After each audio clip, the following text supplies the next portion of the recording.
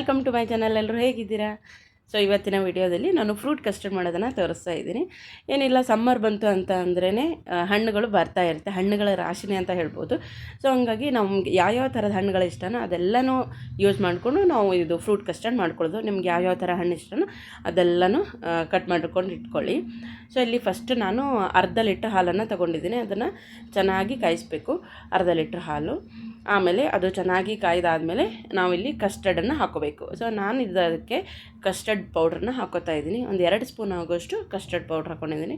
ಒಂದು ಸ್ವಲ್ಪ ಹಾಲು ಹಾಕ್ಕೊಂಡು ಚೆನ್ನಾಗಿ ಮಿಕ್ಸ್ ಮಾಡ್ಕೊಳ್ಳೋದು, ಗಂಟಿಲ್ದಂಗೆ ಚೆನ್ನಾಗಿ ಮಿಕ್ಸ್ ಮಾಡಿಕೊಂಡು ಆ ಹಣ್ಣುಗಳು ಆದಷ್ಟು ಚೆನ್ನಾಗಿ ಸಿಹಿಯಾಗಿದ್ದರೆ ನಾವು ಆದಷ್ಟು ಸಕ್ಕರೆ ಜಾಸ್ತಿ ಬಳಸೋದು ಹತ್ತಲ್ಲ. ಸೊ ಹಾಗಾಗಿ ಚೆನ್ನಾಗಿರೋ ಸ್ವೀಟ್ ಆಗಿರುವಂಥ ಹಣ್ಣುಗಳನ್ನು ಸೆಲೆಕ್ಟ್ ಮಾಡ್ಕೋಬೇಕು.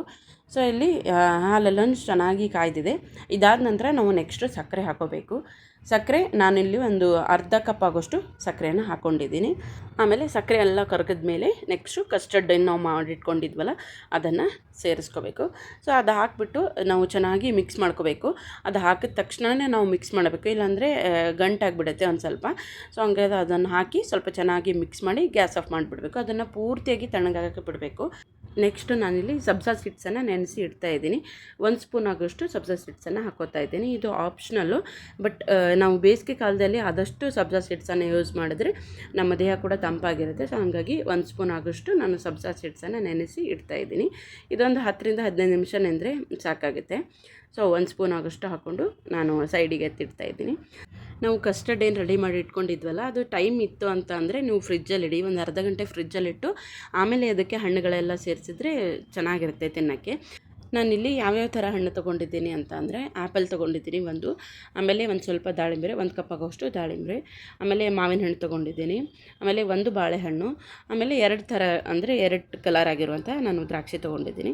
ಒಂದೇ ಕಲರ್ ಕೂಡ ಹಾಕೋಬಹುದು, ಬಟ್ ಸ್ವಲ್ಪ ಚೆನ್ನಾಗಿ ಕಲರ್ಫುಲ್ಲಾಗಿ ಕಾಣಿಸಿದ್ರೆ ಮಕ್ಕಳು ಕೂಡ ಇಷ್ಟಪಟ್ಟು ತಿಂತಾರಲ್ಲ. ಇನ್ನು ಇದ್ರ ಜೊತೆಗೆ ನಿಮ್ಗೆ ಯಾವ್ಯಾವ ಥರ ಹಣ್ಣು ಇಷ್ಟನೋ ಇದೆಲ್ಲನೂ ಸೇರಿಸ್ಕೋಬೋದು, ಜೊತೆಗೆ ಡ್ರೈ ಫ್ರೂಟ್ಸ್ ಕೂಡ ಸೇರಿಸ್ಕೋಬೋದು. ನಾನಿಲ್ಲಿ ಬರೀ ಹಣ್ಣುಗಳಿಂದ ಮಾಡ್ತಾಯಿದ್ದೀನಿ. ನಾನಿಲ್ಲಿ ಒಂದು ಪೂರ್ತಿ ಆ್ಯಪಲನ್ನು ಯೂಸ್ ಮಾಡ್ಕೋತಾ ಇದ್ದೀನಿ. ಆದಷ್ಟು ಚೆನ್ನಾಗಿ ಚಿಕ್ಕದಾಗಿ ಕಟ್ ಮಾಡ್ಕೋಬೇಕು ಎಲ್ಲ ಹಣ್ಣನ್ನು. ಆವಾಗ ಕಸ್ಟರ್ಡ್ ತಿನ್ನುವಾಗ ಕೂಡ ತುಂಬ ಚೆನ್ನಾಗಿ ಸ್ವೀಟ್ ಅಂತ ಅನಿಸುತ್ತೆ. ಪ್ರತಿಯೊಂದು ಬೈಟಲ್ಲೂ ಎಲ್ಲ ಹಣ್ಣುಗಳು ಸಿಗ್ತಾ ಇರುತ್ತೆ. ಸೊ ನೆಕ್ಸ್ಟು ಈ ಕಡೆ ನಾವು ಮಾಡಿ ಇಟ್ಕೊಂಡಿದ್ವಲ್ಲ ಕಸ್ಟರ್ಡ್ ಮಿಲ್ಕು, ಅದು ಕೂಡ ಚೆನ್ನಾಗಿ ತಣ್ಣಗಾಗಿತ್ತು. ಸೊ ಇವಾಗ ನೆಕ್ಸ್ಟು ರೆಡಿ ಮಾಡ್ತಾಯಿದ್ದೀನಿ. ನಾವು ಚಿಕ್ಕದಾಗಿ ಕಟ್ ಮಾಡ್ಕೊಂಡಿರೋಂಥ ಎಲ್ಲ ಹಣ್ಣನ್ನು ಸೇರಿಸ್ಕೋಬೇಕು. ಸೊ ಈ ಥರ ಫ್ರೂಟ್ ಕಸ್ಟರ್ಡ್ ಮಾಡಿಟ್ರೆ ಏನಾಗುತ್ತೆ, ಮಕ್ಕಳು ಕೂಡ ಚೆನ್ನಾಗಿ ಇಷ್ಟಪಟ್ಟು ತಿಂತಾರೆ, ಯಾಕಂದರೆ ಚೆನ್ನಾಗಿ ಸಿಹಿಯಾಗಿರುತ್ತಲ್ಲ. ಸೊ ಯಾವ ಹಣ್ಣು ಇಷ್ಟ ಇಲ್ಲ ಅಂತ ಅಂದ್ರೂ ನಾವು ಇದ್ರ ರೂಪದಲ್ಲಿ ತಿನ್ನಿಸ್ಬೋದು ಎಲ್ಲ ಹಣ್ಣನ್ನು.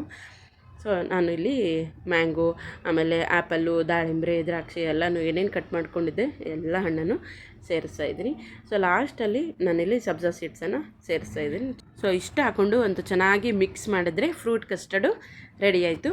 ಇಷ್ಟು ಸಾಕು ಅಂತ ಅಂದರೆ ಇದನ್ನು ಹೀಗೆ ಕೂಡ ಸರ್ವ್ ಮಾಡ್ಬೋದು. ಇಲ್ಲಾಂದರೆ ಇನ್ನೊಂದು ಸ್ವಲ್ಪ ನಮಗೆ ಚಿಲ್ಲಾಗಿ ಬೇಕು ಅಂತಂದರೆ ಇನ್ನೊಂದು ಅರ್ಧ ಗಂಟೆ ಫ್ರಿಜ್ಜಲ್ಲಿ ಇಟ್ಕೊಂಡು ನೆಕ್ಸ್ಟು ಸರ್ವ್ ಮಾಡ್ಕೋಬೋದು. ಇಷ್ಟು ಟೇಸ್ಟಿಯಾಗಿರುವಂಥ ಫ್ರೂಟ್ ಕಸ್ಟರ್ಡ್ ಮಾಡಿದ್ಮೇಲೆ ನಾವು ಸರ್ವ್ ಮಾಡೋದು ಕೂಡ ತುಂಬ ಚೆನ್ನಾಗಿರಬೇಕಲ್ಲ. ಸೊ ಹಂಗಾಗಿ ನೀಟಾಗಿ ಪ್ರೆಸೆಂಟ್ ಮಾಡಿಕೊಟ್ರೆ ನಾವು ನೋಡೋದಕ್ಕೂ ಕೂಡ ಚೆನ್ನಾಗಿ ಅನಿಸುತ್ತೆ, ಆಮೇಲೆ ತಿನ್ನೋರಿಗೂ ಕೂಡ ಖುಷಿಯಾಗುತ್ತೆ. ಸೊ ನೋಡಿದ್ರಲ್ಲ ಇವತ್ತಿನ ವಿಡಿಯೋ, ನಿಮ್ಮೆಲ್ಲರಿಗೂ ಇಷ್ಟ ಆಯಿತು ಅಂದ್ಕೊಂಡಿದ್ದೀನಿ. ಇಷ್ಟ ಆದರೆ ಪ್ಲೀಸ್ ಲೈಕ್ ಮಾಡೋದನ್ನು ಮಾತ್ರ ಮರಿಬೇಡಿ, ಆಮೇಲೆ ಸಬ್ಸ್ಕ್ರೈಬ್ ಮಾಡ್ಕೊಳ್ಳೋದು ಕೂಡ ಮರಿಬೇಡಿ.